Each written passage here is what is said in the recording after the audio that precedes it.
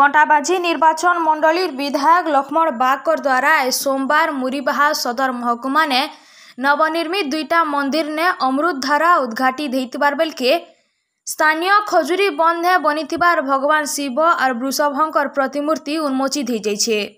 विधायक श्री बाग मुख्य अतिथि रूपे जोगदे करी पहला घंटबहाल हनुमान मंदिर के पहुंची करी नवनिर्मित अमृतधारा के उद्घाटन करथिले।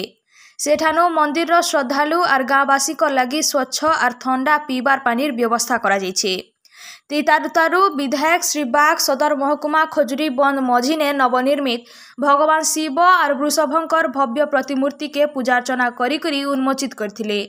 शेष के विधायक श्री बाग स्थानीय राधाकृष्ण और शिव मंदिर सामना ने मंदिर श्रद्धालु और पथचारी मानकर लगी नवनिर्मित अमृतधारा के उद्घाटन करथिले।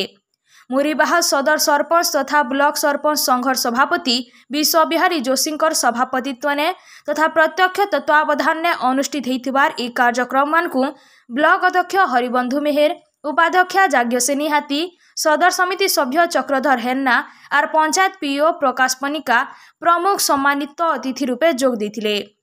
टीकू थानापति पूजार्चना करथिले। ई कार्यक्रम ने ब्लॉक रो बहुत सरपंच, पंचायत वार्ड सभ्य, शताधिक दलीय कर्मी, स्वामी विवेकानंद युवक संघर बहुत कर्मकर्ता संगे बहुत गाँववासी उपस्थित थिले।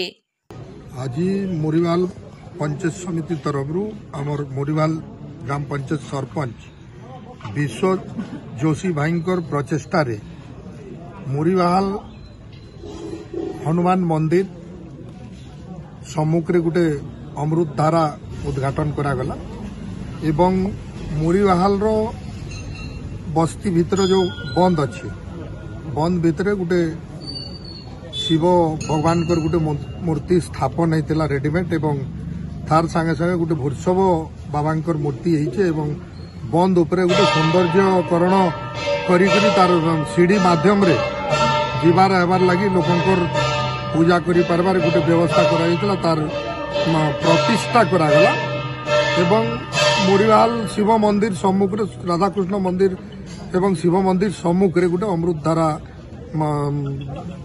उद्घाटन करागला। मु बहुत खुशी जे भलिया